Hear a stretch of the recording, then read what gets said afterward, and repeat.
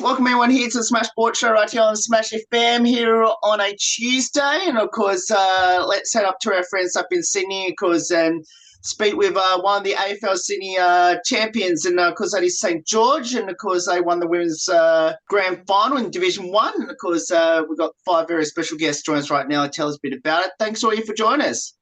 Thanks, Will. Thanks for having us. Thank you for having us.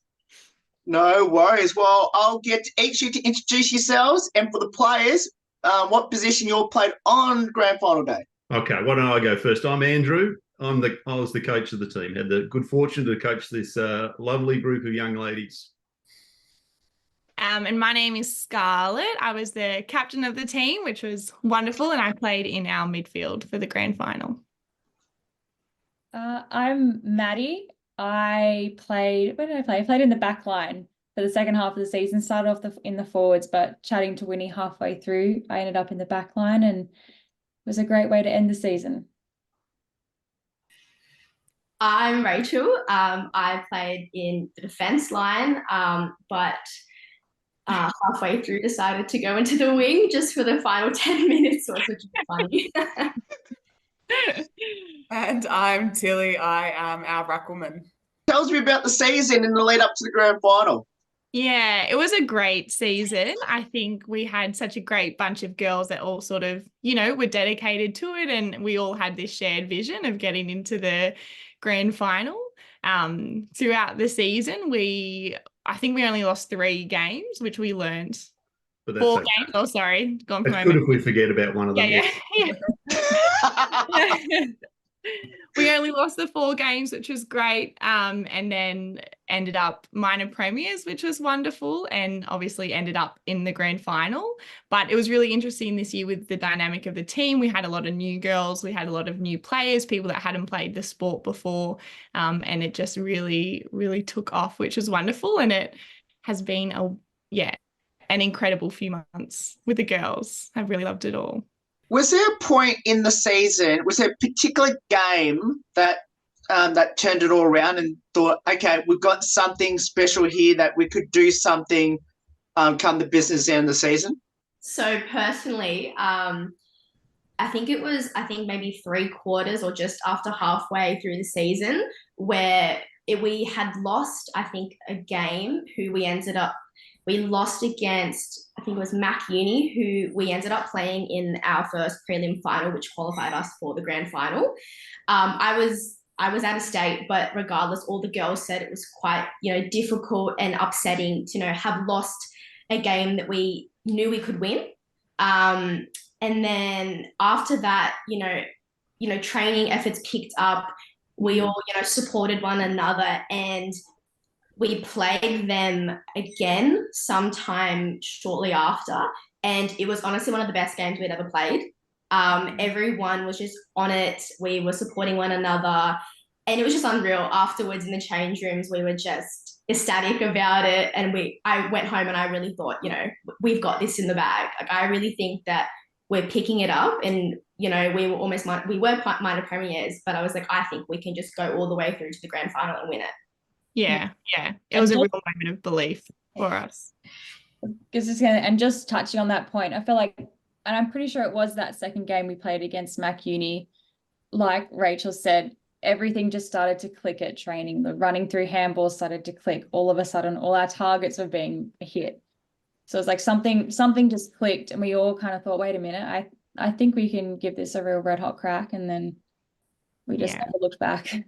Yeah, it was like, it'd be really interesting to see what the stats board looked like at the end of the season in those last 3 or 4 games, because things just started moving for us, and it was stuff that wasn't necessarily going right at the beginning of the season. It was our movement out of clearances. The handballs were a lot cleaner, and we were looking to find space, which is something that we hadn't done all that well initially. And then we ended up with this runaway win over a team that we played twice in the season already and had pretty marginal wins over. And then what did we end up? It was about 101 points, I think, to nothing. And that was this incredible surge of confidence at exactly the right moment. And we took that all the way into that first semi-final. And I think that probably that first quarter of the semi-final was one of the best bouts of footy we played through the year. Yeah. And I think that all coincided with our team started to click together. You know, our chemistry started to work. We knew how everyone played, and it was just, you know, everything started to work all at once, which was really wonderful. And final day, when did it get to a point where you felt comfortable enough to enjoy the moment, knowing that you were going to be premiers in 2023? I can't wait to hear this. Yeah. I think when the siren went. Yeah. For those that aren't aware, the game was actually tied at full time, so we had to go into extra time. So 5 each way. After the first 5 minutes, no one had scored, so it was still tied. And fortunately, with about 4 minutes left on the clock, we scored a goal. So we had to hang on for the quarter. Ended up going for about 7 minutes. Hang on for the final 3 minutes. Mad scramble, everyone in the back line. You know, one of those classic, you know, get the ball and just get it out anywhere. You know, tackles all over the place. So yeah, it really wasn't until the siren went, because it was in their forward line, in their forward 50 in those that last minute or so. So certainly wasn't until the last, as I said, the siren went, that we realised we'd won it. It was such a fantastic game, and it's a great way in many respects to win a grand final. You know, you always want to win a grand final. It's nice to win it by 100 points, but I think winning it under the circumstances we did just have made it even more special for everybody. And certainly seeing the celebrations reinforced that. I'll still never forget Rice's celebration. I don't think anyone will. I think to add to that, going into the fourth quarter, we had, you know, we're doing that, like the little pump up. Dad was giving us his speech. There was maybe 100 St. George supporters all around us.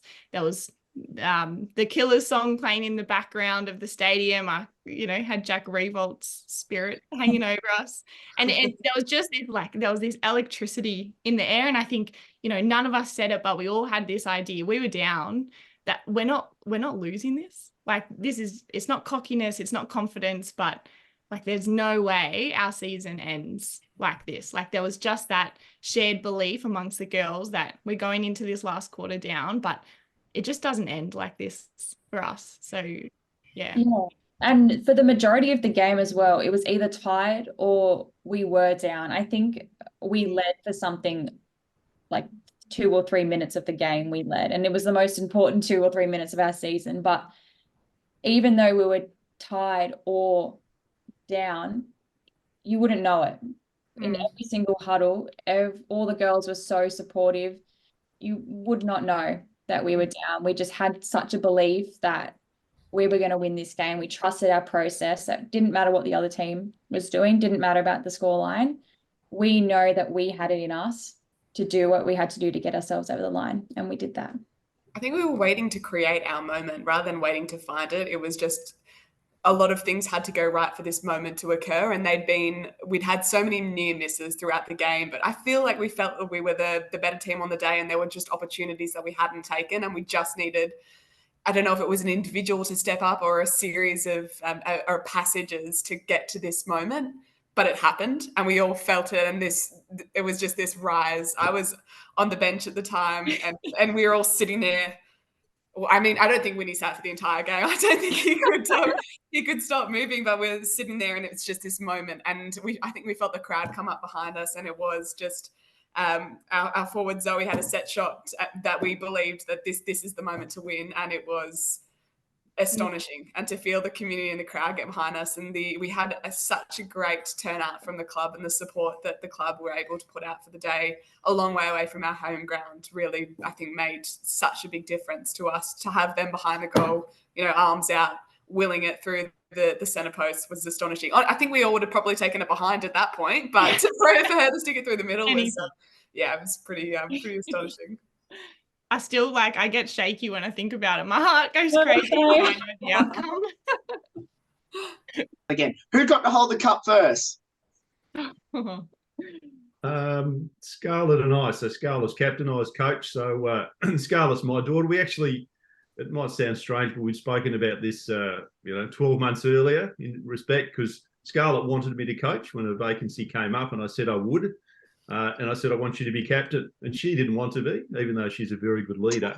she was concerned about thoughts of nepotism, and she doesn't like, going to putting herself to the fore, but she is a very good leader. So I said, listen, Scarlett, when I win the Premiership, or we win the Premiership, there's no one I want on the other side of this cup holding it up. So I think that's what won us. So Scarlett and I grabbed it together, and ecstatic. So this is just my little friend that I keep pretty close to me. Goes most places with me. I think it's pretty dirty now from all the drinks that have been had out of it that night and nights following it. Did you guys watch? Surely you got to wash pretty quickly after that. I was a bit of a mix. Both of you. How good was it to hold the cup first before the team swarmed on to both of you? Yeah, I mean, as the girls have indicated, just the connection they have. It's not like a whole group of individuals. Even through the season. I mean, Maddie's it's her first time in the club this year. Tilly as well. So just the way that they make even new girls feel welcome and part of the team, just to build that connection is pretty special. So yeah, certainly a euphoric moment, holding it up in front of them, and just to see them go absolutely berserk, as well as the big crowd and supporters around us. It's certainly something I'll never, ever forget. Special moment. Yeah, just echoing that, hearing all the girls behind us going crazy, that it sends shivers down you. It really was special. And like Dad said, I've got, 22 of my best friends on that field with me. So to do it all together really was very, very special. There is actually a photo that someone's taken and sent to me, and it's because I'm a fairly reserved kind of a guy. And there's a photo of me holding the cup and Scarlett's on the other, and I'm going berserk, fist in the air, looking up, and Scarlett's looking up in astonishment and amazement in terms of, is that really my dad? Going berserk? That was nice. That was nice, because it's a side of me she hasn't seen. So. Very true. When the teammates swarmed onto you, we worried that you were going to drop the cup, or we got worried you were going to get crushed?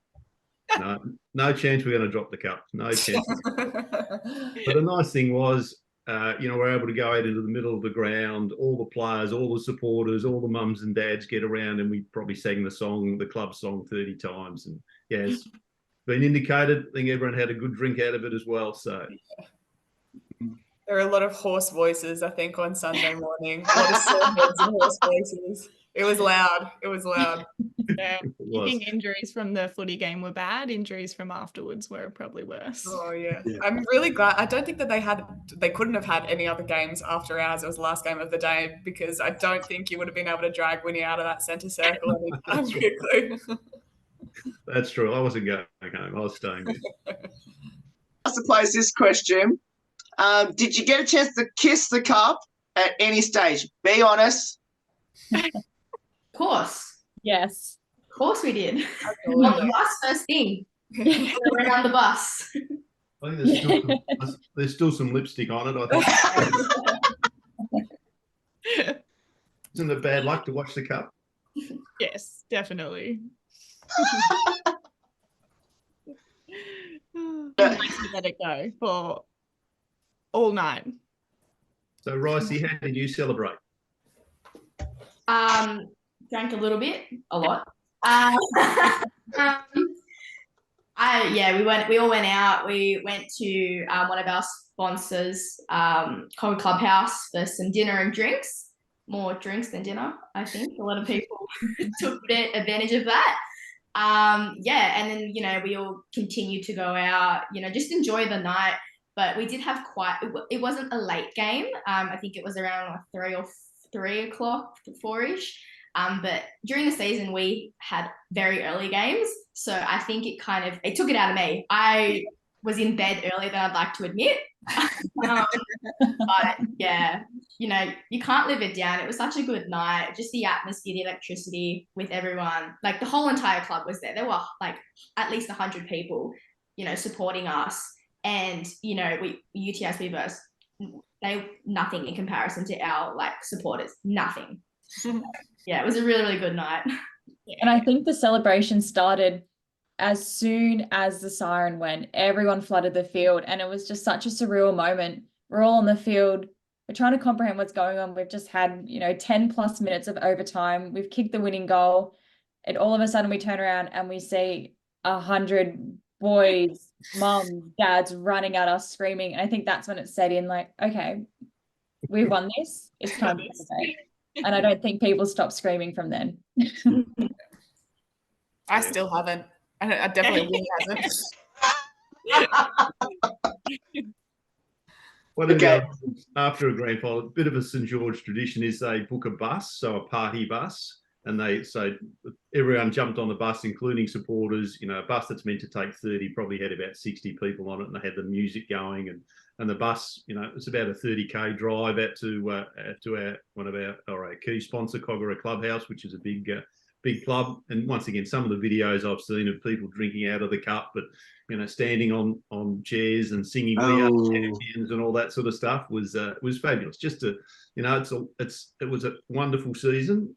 The girls worked really hard, so certainly to see them letting their hair down is exactly what it's all about. So, as well, following up from that, I can see all you wearing your medals around your necks, which I'll get all you to show it to us. And then the question I'm going to ask as a follow up to that is, how long did you wear your medals around your necks for, and did any of you sleep with it? Be honest.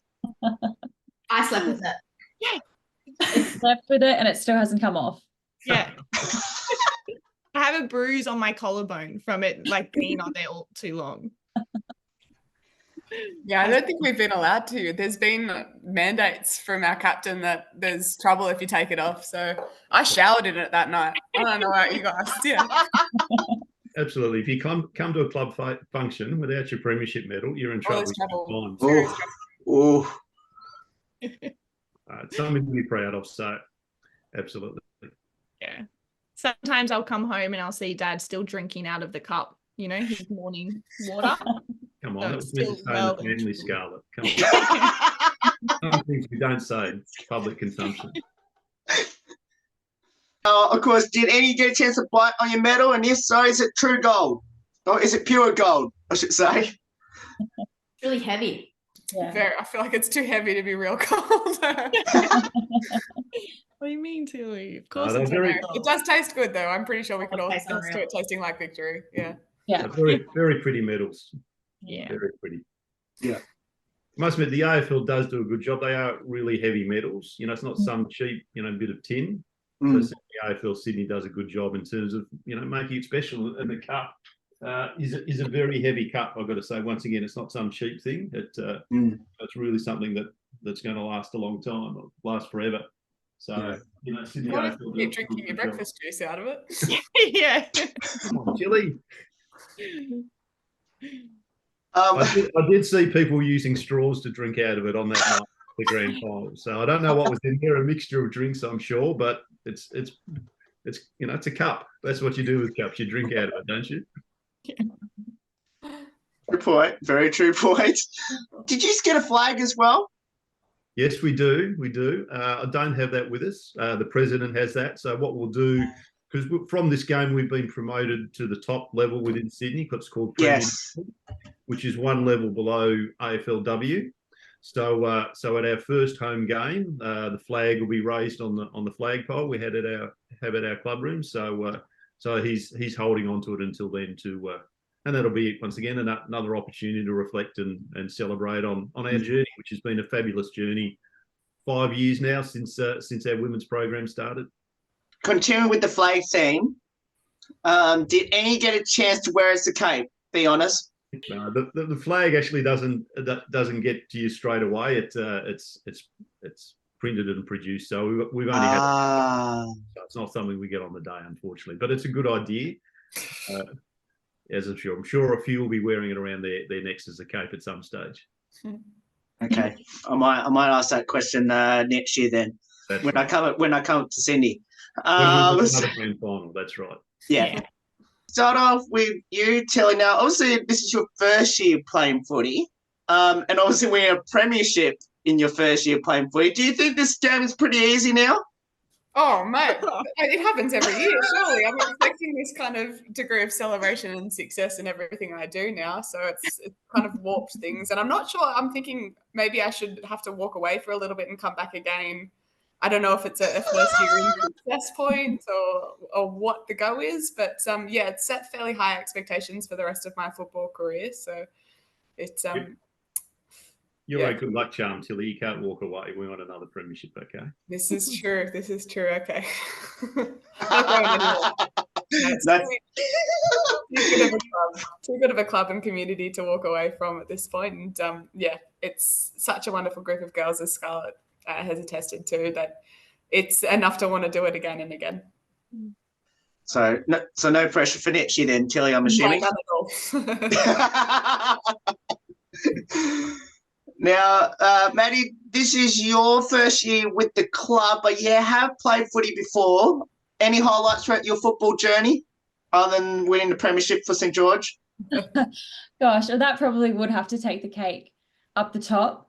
But I think just being able to do this whole process, coming to a new club, knowing not too many people, and just being welcomed by such a great community, not just in the women's program, but the whole club, like boys and girls, it's not divided.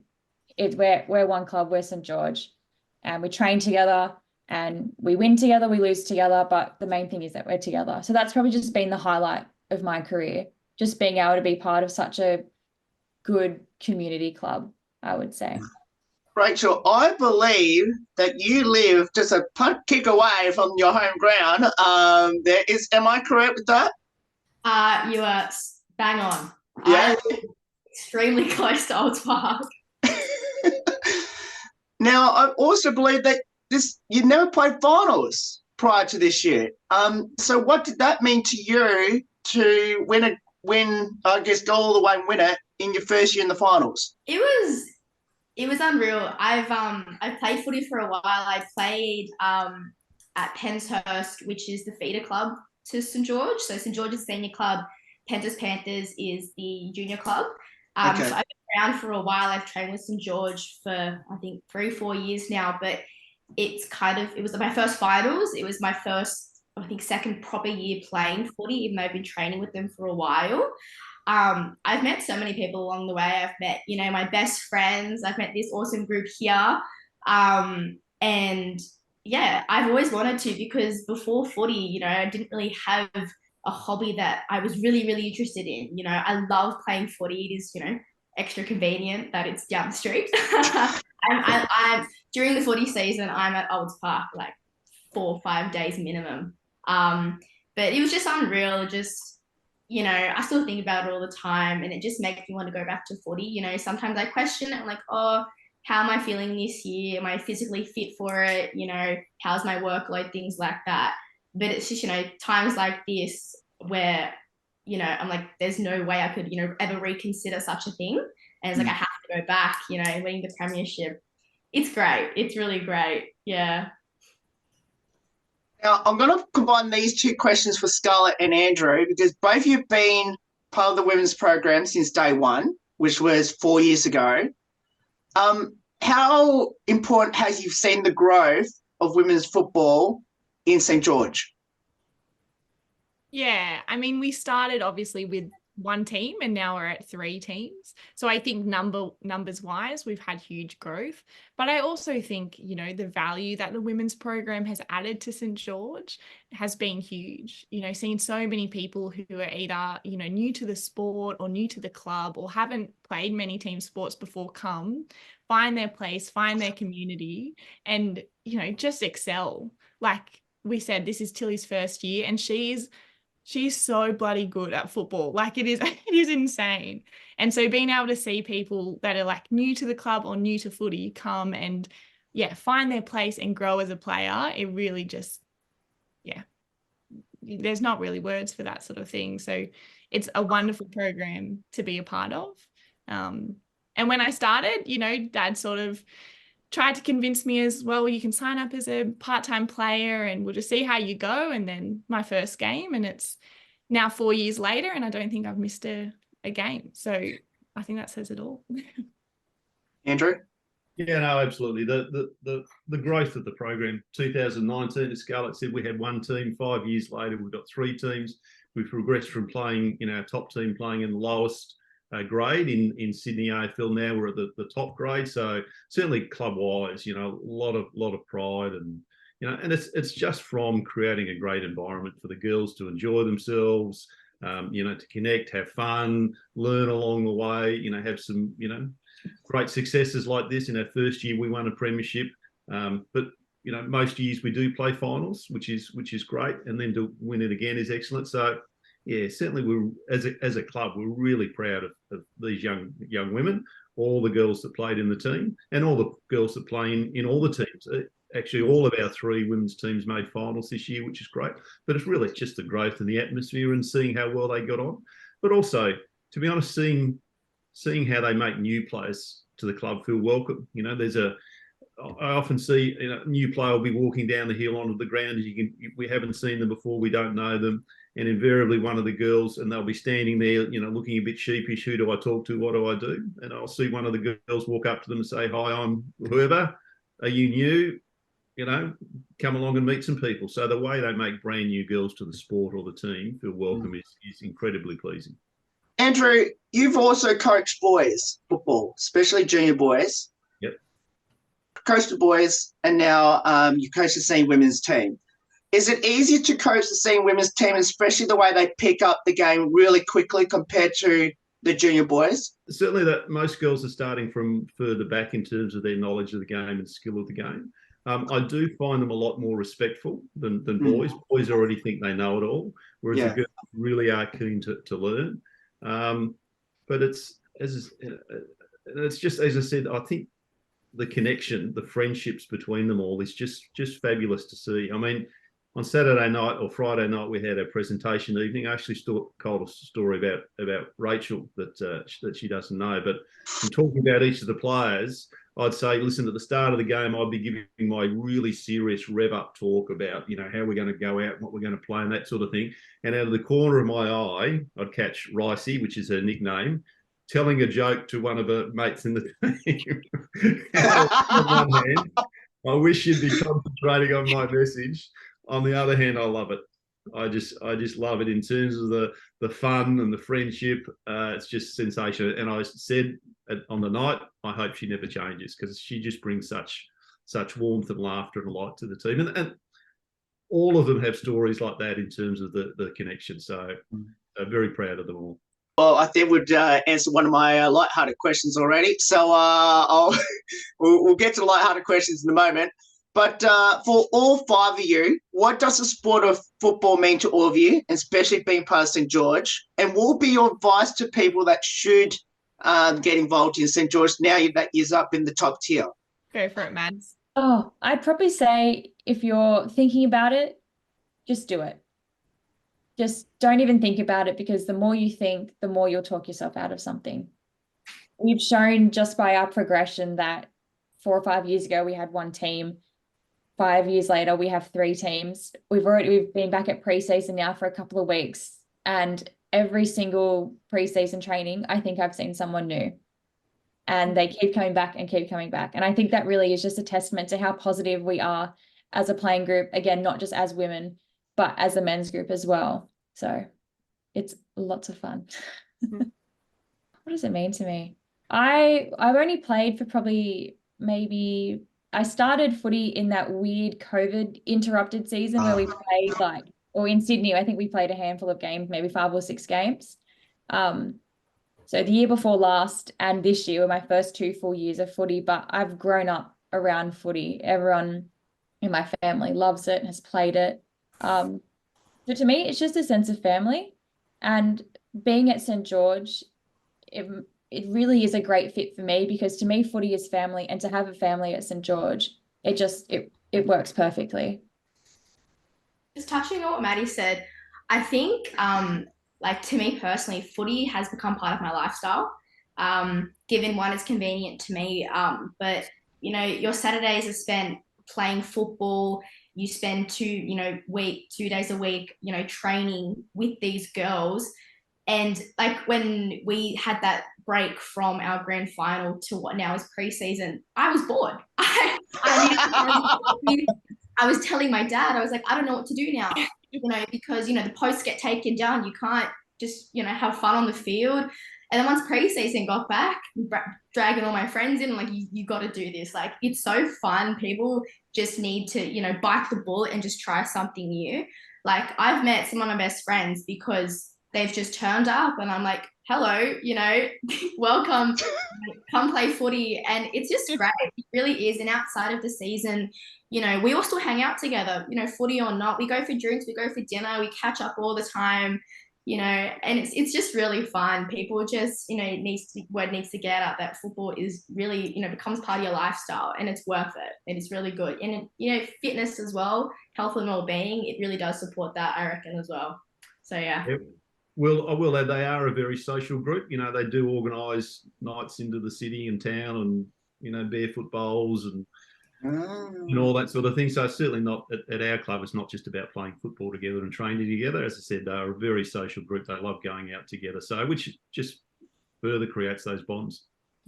And just touching on that, Winnie, I think that reflects in how we play as well. We're not just a bunch of individuals that come to training Monday and Wednesday and then come and play on Saturday. We are, as Scarlett mentioned before, we're 22 best friends. We train Monday, Wednesday. We'll go running together outside. We'll go to dinner together. And I think that really helps us with our connections on the field.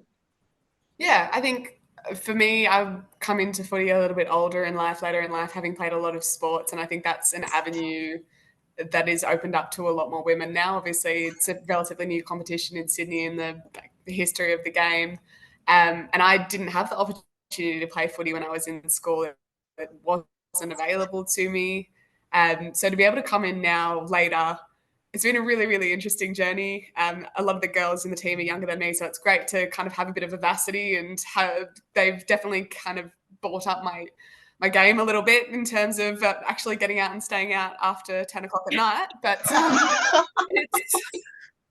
it's great to be able to expanding friendship groups later in life is something that you don't get a huge amount of opportunities to do outside of work. And so to be able to come in and to meet an entirely new group of people and to be absorbed into it into the way that I was, and as Scarlett and Winnie have already attested to, it's warming and it's wonderful. But to the other side of that is the fitness side, it's the fun side, it's a creative and a competitive outlet for me too. So it's been such a phenomenal experience for me to be able to come in my late 20s and pick up a new sport and pick up new skills. And I'm definitely still struggling on a lot of those skills. These guys have seen me kick a ball. It's pretty awful. I'm lucky. No. I'm lucky I can handball, but we're still working on the kicking front. But yeah, footy's always meant a lot to me as a fan, but to now have that experience as a player is something else. Right. Knowing what everyone has said. You're okay. She's joking up from all the emotions. Yeah, don't get emotional, Tilly. It's okay. Yeah. Your kicking's not that bad. Yeah. Yeah, echoing what everyone has said about the community that is built around you, but also, you know, you do get to push yourself. I pushed my body further than I thought it could go, you know, with a very contact sport. Playing at a really high level is, you know, something that I'm really proud of and I'm really lucky to be able to do. But if you're thinking about it, definitely do it. You know, if you go to a club and you don't feel welcomed or, you know, like you're supported, then that's not the right club for you, because there are clubs out there, aka St. George, that do make a really welcoming environment for everyone. And, you know, if you're not there to play, then there will be a role there for you, whether that's volunteering or running water. Like this year I was assistant treasurer, which is probably concerning for the ATO, but really good news for me. So there's a role for you, and you just have to, you know, get involved, and you'll meet wonderful people like us and others. And the club is very good at embracing people, whether you're a player or not, regardless of your ability. The club really does embrace you and make you feel part of this community. So I think that's very true, and it's something, once again, it's why we've grown so well, because we do make people feel so welcome. Yeah, just do it. Who had the most embarrassing moment on the footy field this past season, and what was it? Ricey. I'm going to say Ricey. What did I do? Oh, goodness. What did I do? I I can't even think of one thing in particular, but I feel like there's always a moment celebration. Where, Yeah. Yes. Ricey just says what's on her mind, which is always very entertaining.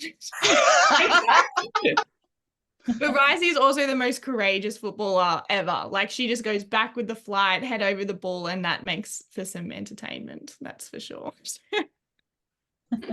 I think her mouth's also probably gotten into a bit of trouble as well at times, which makes for pretty funny moments for the rest of us, but could probably get her into a bit of trouble. I have to say there was another embarrassing moment that Scarlett's conveniently forgotten. Captain won the toss, pointed a direction, and he pointed the wrong way. So he had all the backs in the forward line and all the forwards in the back. Sorry, girl, but my fullback was not very happy. So fancy kick a goal. With the full forward that didn't like you, putting her in the back line. I was puffed running from the other side, by the way. I wasn't ready to start. I was puffed. I was just keeping it. I had to start off with a sprint to the other end of the field. Yeah, so. that's what made to warm us up. Yeah. And then every single game progressing after that, we just had to double check with Scarlett. Are you sure? Yeah. Are you sure which way we're going? Okay. Sorry, Scarlett, I'm going to ask you this. Did you win the toss?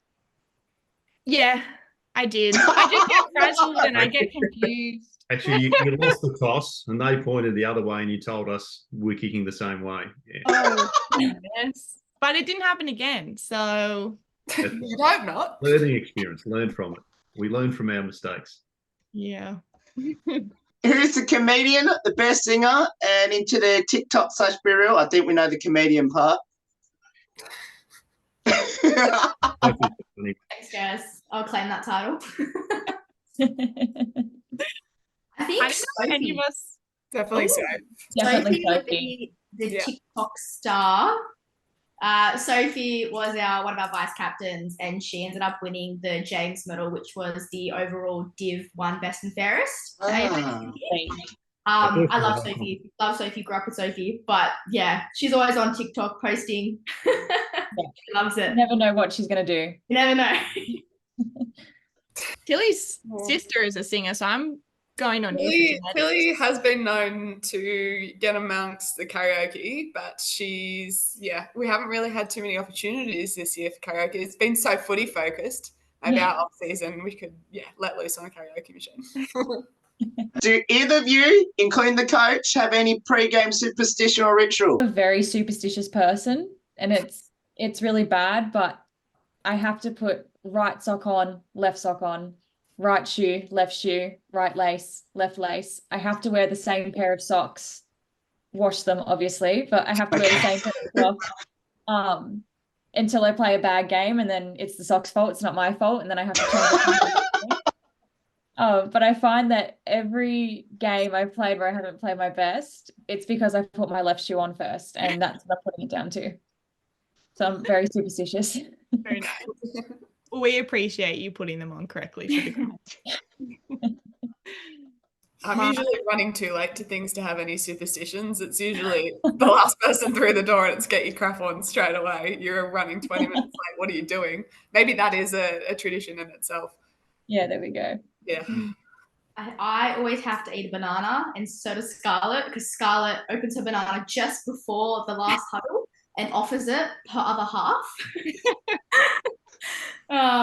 And I also have to have my hair a certain way. If it's not slicked back in a certain way, I will be late and you won't see me until warm up. It's more concerning given I live around the corner. So we just and the bow. Majority of us have bows in our hair as well. Yeah. I like to think that's the extra, good luck charm that we need. That's what's got us through in the grand final, having a bow in it. Yeah. Mine is I don't wear shoes from the moment I leave the house to the moment I get into the change room. So in middle of winter for the early morning games, it gets a little bit chilly, but the only 2 times I've worn shoes was when I broke my collarbone and one of our friends did her ACL. So I'm really doing it for everyone else. You're so selfless. We appreciate it, Scarlett. But that's a real one. Yeah. It's proven. Yeah, exactly. And does the team have a pump-up song? Oh my god. Uh-oh. Scarlett's a bit of a fiend with the speaker and some Veronica's action.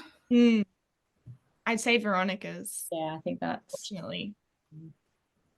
Yeah. Much to the chagrin of a few of our coaches, I think. I think a few of the elder clubmen would like us to take it a little bit more seriously when we're in the change rooms at Old Park. I think it's a bit of hallowed turf, but we're trying to bring a little bit more new culture into the club.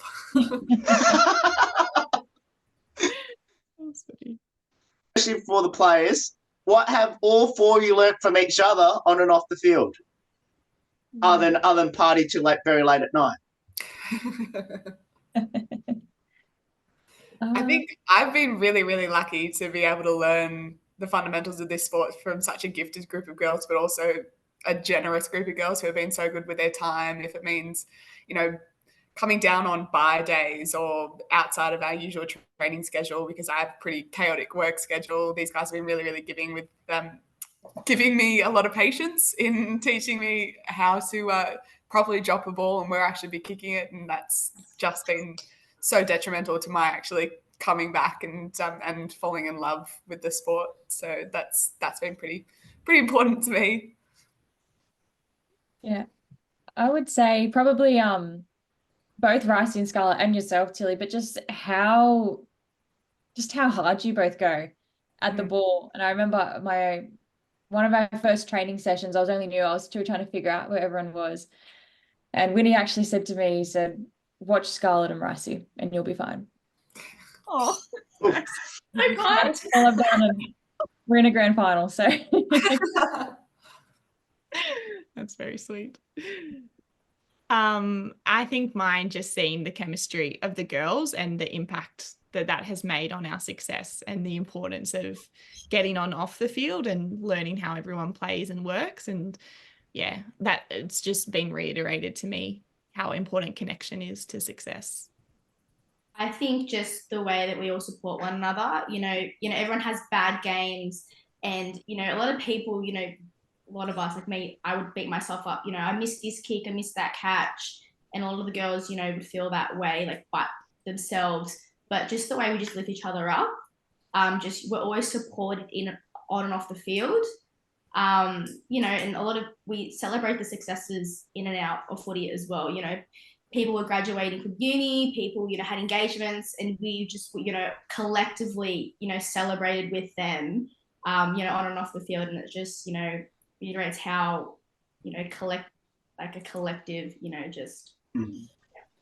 They're teammates and they're guys, but just support one another, really. I'll finish with a two-part question. The first part to you, Coach. What have you learned from the four players in this Zoom call? And then I'll ask the second part of the question after that. I think what I've learned is that they all bring unique skills. You don't want a team of everybody exactly the same. They all bring different skills and qualities, and that makes up a team. It's we use the word diversity really broadly, but it's certainly the case with our team in terms of everyone brings different skills and benefits. And, as I said, Ricey's the joker of the team. Scarlett's an in and under midfielder that, she's goes really hard. We've got the athleticism of Tilly. Really, Maddie's got a really good footy brain, really skillful, really quick, but everyone's got their role, I think, which is the great thing about AFL in terms of sizes and heights and different skill levels. You can all bring something to it. So certainly that's what I've learned, that, you don't need 21, specific types of players. You can have a really successful team bringing and utilising the strengths of everyone. Everyone's got really good strengths. So certainly as a coach, my role was to bring out those strengths and meld them together as a successful team. And then the final question to the players, which is any good nicknames in the team we should know about? And then the second part of that question is, did the team have a fine system? And if so, who copped the most fines? Oh. Where to start? Yeah.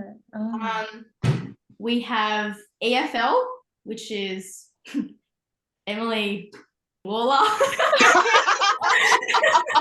That's the best one. Emily's You gotta say it with the gravitas of Emily. yeah. The reason it's funny is because Emily's quite quiet. You know, she won't yell out anything, but during like the finals campaign, we were just like, Emily Paula, and it just stuck. It really just stuck. What else? Sophie Higgs, Shigsy. Yeah.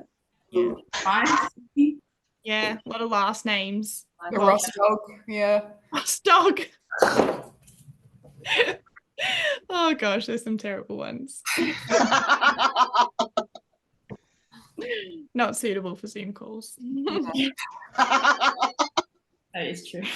I think Sophie was probably our worst offender on fines as well. I think she definitely copped a few. She's got a bit of a mouth on her. She's just an absolute mongrel around the ball, and sometimes that kind of translates into a few free kicks that might not always be necessary, but she's worth every single one that she gives away.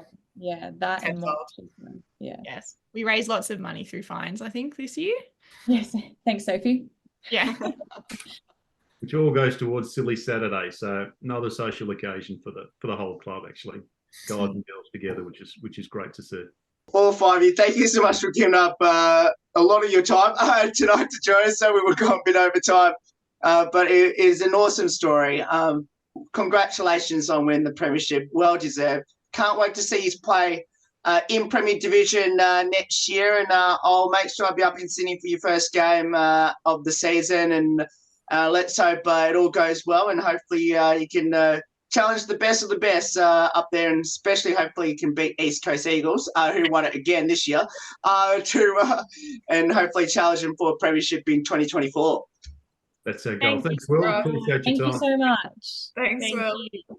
No worries, and of course that is the St George Senior Women's Division 1 Premiership team for this year. Because if you want to get involved down in St George, a beautiful part of Sydney, because we'll put all the details up on how you can get involved down there at St George. There's more on the Smash Sports Show right after this. Don't go away. Here on the 10th year celebration.